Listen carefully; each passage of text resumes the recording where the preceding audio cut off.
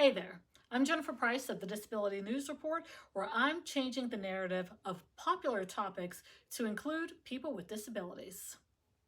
Today's guest is Zazel Chaveh O'Garra, a dancer who went from having a brain tumor and being partially paralyzed to performing at Madison Square Garden. Okay, yes. And through her story, this is what I want you to do. I want you to think about what drives you. If someone told you after a significant accident that you would never be able to do some sort of passion or thing that you love, what would that something actually be? Okay. And then I want you to think about exactly how would you feel? Then ask yourself if that something is that important to you. Are you really pursuing it wholeheartedly? Zazel went from being partially paralyzed with a brain tumor to being a formidable performing artist and a White House liaison. She leaves it all on the floor, so to speak. And so now it's time for you to think, as you hear her story, are you doing the same? Here is Zazel's story. Yeah, so I've been looking forward to doing this interview for sure. I'm excited Yes. to have you on. So it's my understanding that your dance project, the ZCO Dance Project, incorporates people with disabilities into the dance performances, and you do that for many different reasons. But it's some of them are to include, it's something new and challenging as well as inspiring within the dance performances. So I just want to kind of pick away at some of those one at a time and ask you, what has been challenging just in general about running a dance company? Well, we only have 30 minutes, so it's way more than 30 minutes. Um, well, let me just tell you a little bit about myself first, and then I'll just go straight into the dance company. My name, of course, is Zazel C. O'Garra, Zazel Chaveh O'Garra. And prior to becoming disabled, I was a professional dancer. I went to the High School of Performing Arts in New York City. Then I went to the University of Michigan. I majored in dance. I performed and had scholarships at Alvin Ailey, Dance Theater of Harlem, was an apprentice. I did musical theater in Europe, performed in Europe, and was a professional model. So I had a very extensive career in dance and in fashion and in acting and what have you. So I became disabled about over 15 years ago with a brain tumor, a meningioma, a benign brain tumor, which the doctor told me when he diagnosed me with meningioma, he told me that it would leave me partially paralyzed on my right side. And of course, that was devastating, but I didn't want that to become, completely change my life because at the time, my mother was elderly and I didn't want that to impact her because she was an older woman. And, I come from a small family and I didn't want that to overwhelm my family. So I took it in stride. I said to the doctor, I'm going to be like Lance Armstrong. I'm going to fight this.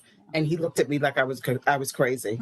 So immediately after the surgery, I'll never forget. I had a 12-hour surgery, and I woke up, and I asked the nurse, "Can I see a mirror?" And she looked at me like I was crazy. And I looked at myself in the mirror when she handed it to me, and I noticed my face was completely swollen. And he did tell me also that my face would also become paralyzed. But I just said, okay, I can deal with the paralysis on my right side, but I hope my face isn't affected. My face was okay, but of course I was paralyzed. However, they put me in rehab after that. I went to Kessler Institute in New Jersey, and I did tremendous, incredible rehab, physical therapy, occupational therapy, speech therapy, because my speech was affected as well, because I had cognitive deficits. And they thought that I was amazing. I made the physical therapist and occupational therapist like push me down to the floor, push my back down to the floor, lift my leg up past my head. I would sit into the wheelchair and just like, throw my leg back. And they never saw anyone like me before. And then I remember one day waking up and my thumb started to move and I started screaming. And I dialed the phone and called my sister, and I'm screaming. My thumb started moving. My thumb started moving, and she starts, screaming and crying. And and that was like 3 weeks later. And then other fingers started to move. Yeah. So to make a long story short, little by little, some mobility started to return. However, now all of the mobility has returned with the exception of my foot, which is still partially paralyzed. So I wear AFO brace gladly, and I walk with a limp proudly. Mm-hmm. So after I came out of Kessler, I went to Rusk and I met with a social worker there. And she told me about a social worker who had been to Rusk and who also experienced a tumor. And she said, Zazel, I want you to meet her. So I met her and she brought me to the Brain Tumor Foundation. And I joined the support group there. And she said, Zazel, you are so amazing that I want you to really be a part of the Brain Tumor Awareness Day.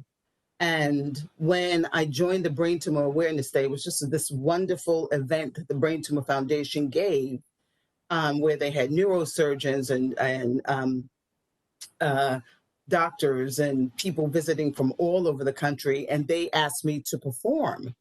And I said, well, I don't know if I could do that, but I did it anyway. And there was maybe over 500 people there. And I'll never forget when I was there and I entered the stage and I was in a chair and I had my brace on.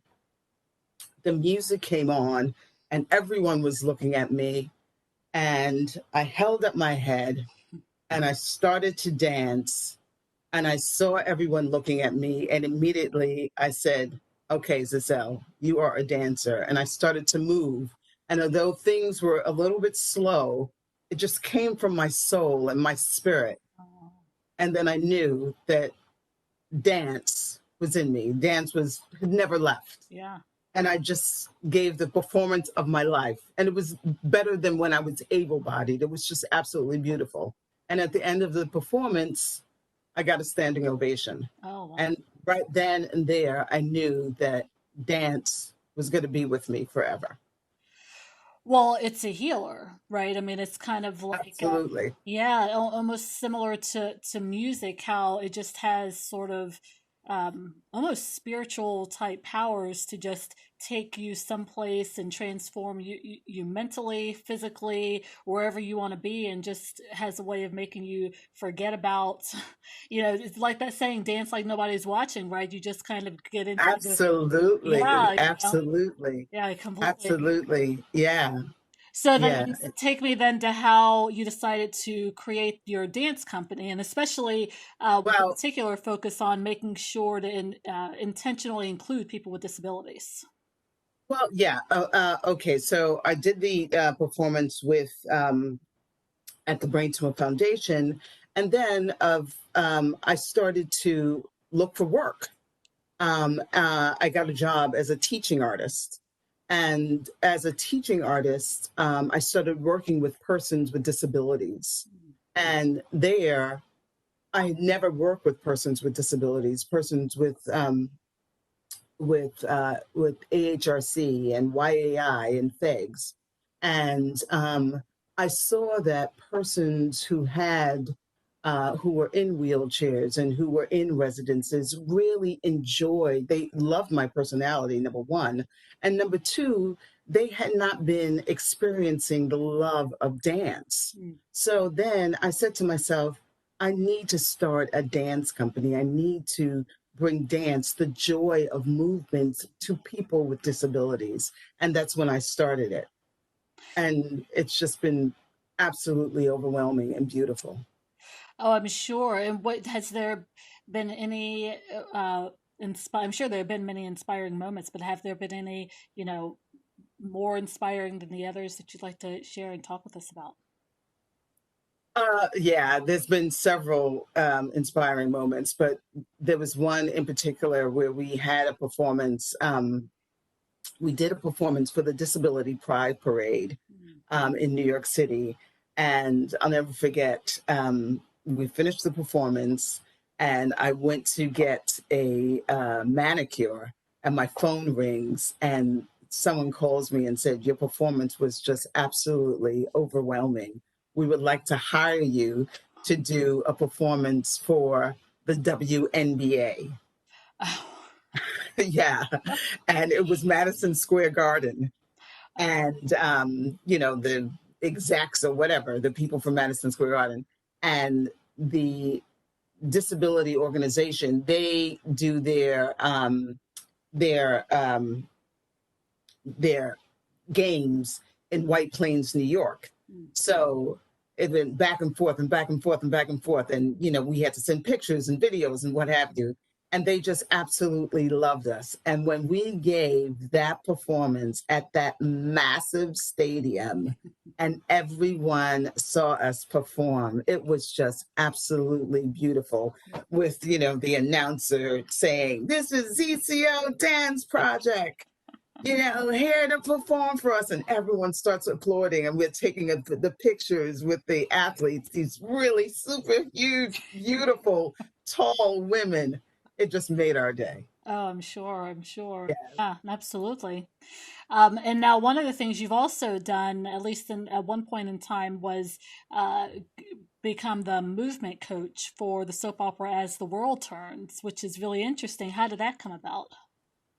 Oh, that's a long story. Uh, uh, I had auditioned for a part for the soap opera, and they liked me so much that uh, I didn't get the part, but they recognized that I was a dancer, and the girl that they hired to do the part, she couldn't move. She couldn't move within the role. So they hired me to work with her throughout the whole time. Yeah.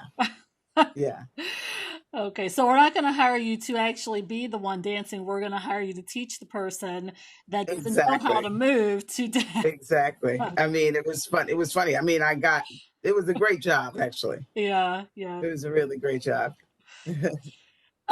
So dance, as you know, can be tough physically and it can also be tough emotionally. I mean, I just remember that movie Black Swan that came out years ago that really All right. sort of highlighted the emotional or not barriers, but how it can break you down emotionally sometimes. The instructors can rather. But I read that you wanted to make sure that your dance company was not like that and your students to not have that same experience. Well, yes, because of the fact, look, I started dancing at a very young age, and dance is brutal. It's a brutal profession. We were treated um, horribly because dance is very competitive, which is why I said I was competitive. We were told we were overweight. We had to be slim. You didn't look the part. They would say I wanted to be a ballet major. I loved ballet in high school, but I had, I'm West Indian. I had a very full figure. I mean, I was thin, but I had a full figure. They would not put me in the ballet department. Yeah. They said lose weight. I remember when I was in Dance Theater of Harlem, Arthur Mitchell, who was the director of Dance Theater of Harlem, and I was in the top class. He said to me, "Lose weight or get out." So there was always this. You had to look a certain way or act a certain way, and be beautiful, and it was just you were always given this. Had to act a certain way in order to get a part. Yeah. And if you did not fit that bill, that's it. You were out the door. The next girl was there to take your part. That's how it was, and that's how it was. It was very, very competitive in Alvin Ailey, extremely competitive. And so I did not want my dancers to go through that, what I had been through as a dancer or model. I mean, when I started modeling, they would look at my pictures and say, "Oh, you're beautiful. Good luck."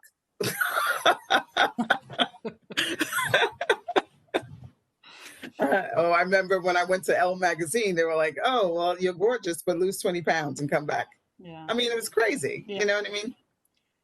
It was absolutely crazy. So I didn't want to have to put my dancers through that. I mean, I was, I wanted to give everyone an equal opportunity and really enjoy dancing and not feeling like, they didn't feel like they fit in. Yeah. Yeah. Well, that totally makes sense. That certainly makes sense because the rubric is not fair for all for sure, and it's not inclusive of all. Absolutely. Yeah. Yeah. So I read that you were named the inaugural member of the White House Disability Liaison in 2014. What was that, Yes. or what did it mean to That you was as, amazing. yeah, My very good friend and founder of the organization Divas with Disabilities, Dr. Donna Rena Walton,